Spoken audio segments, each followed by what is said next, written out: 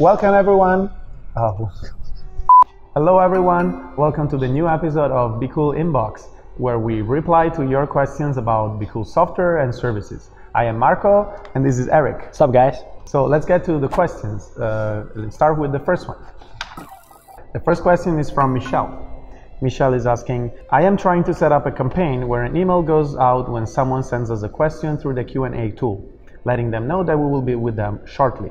Is it possible to do it with your software? Well, Michelle, thanks for your question, and I am glad to inform you that our new product, BigCRM, that is an improved version of Feedback Central or Review Central, is able to achieve this result thanks to the auto-reply feature. The new ticket manager tool allows you to send and receive buyer messages into the BQool account.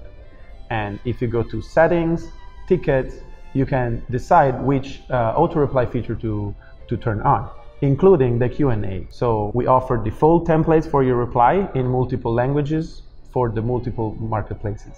And there are other types of tickets that you can decide to automatically reply with the auto-reply feature. For example, when you receive a negative feedback, when you receive a negative product review, when a buyer is asking for a VAT invoice, or when a buyer is asking for a product information, and much more. Yeah, it's really great. And the ticket manager is adding a new dimension by automating your customer service operations. And in addition to the previous features on Feedback Central and Review Central, BCRM retains all that. And so you can still send emails to your customers and to request feedback and reviews. And you can also manage reviews and feedback on BCRM. BCRM integrates all the buyer queries from multiple marketplaces into one platform. So you can answer all your questions on just one central location. So you don't have to log into different seller accounts or different marketplaces.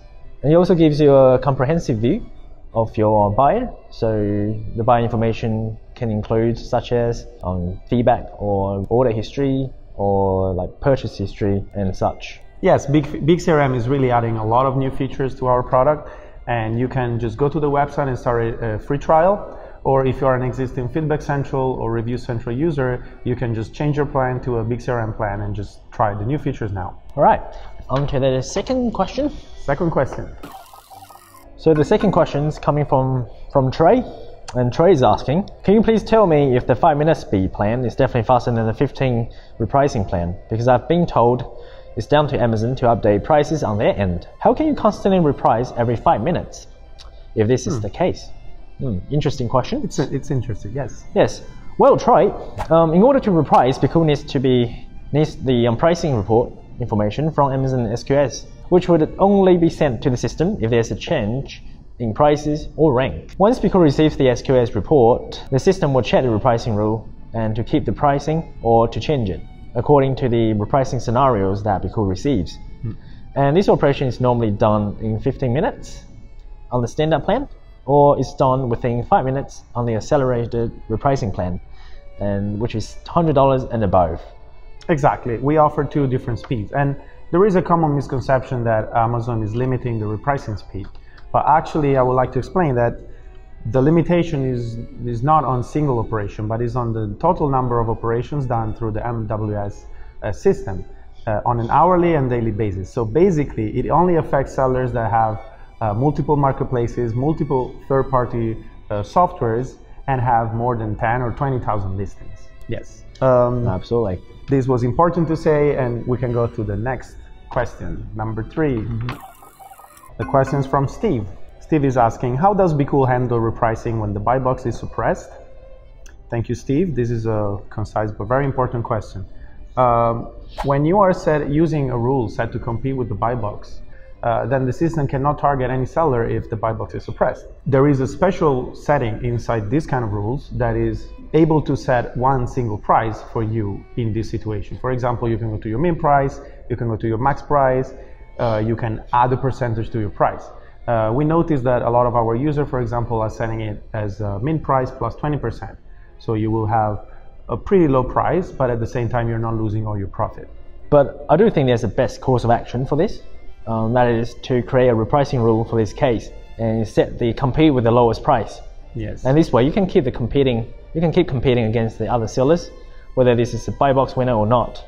to quickly identify items with a suppressed by box. You can use the dedicated filter in Manage Listings on your Repricing Central account, and then you can use like a bulk actions to set the newly created rule. Exactly, yeah. I would say using a rule set to compete with the lowest price is better in this situation. Yeah, exactly. Let's go for the next question. That is the last for today. Question is from Laura. Laura is asking, no matter how many changes I make to my rule, it doesn't seem to fit all my repricing expectations in different scenarios. How do I make sure that every listing is being repriced at its best? Well, Laura, finding the right rule, just one rule, is really a hard task because there are a lot of different competition scenarios that can happen. So my personal suggestion is to create multiple rules for different scenarios.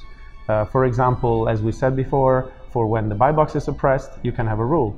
Or when you are an FBA seller with an FBA item and you are competing mostly or only with FBM seller, you can have a different rule. Or if you're trying to liquidate quickly your products, you can have a different rule, and so on. A good way to identify which listings might need a special rule is to use our comprehensive list of filters. If you use the filter, you can, for example, identify which fulfillment type is winning the buy box, or you can identify how many sellers are selling on a specific listing, and so on. So you can just play with the filters, and you can just make your rules depending on different scenarios.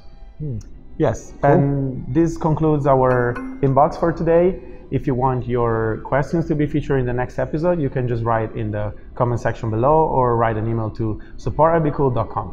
Yeah, if you run into any problem using BQool software, you can always go onto our live chat on our website to find support, and there are plenty of support articles on our website as well.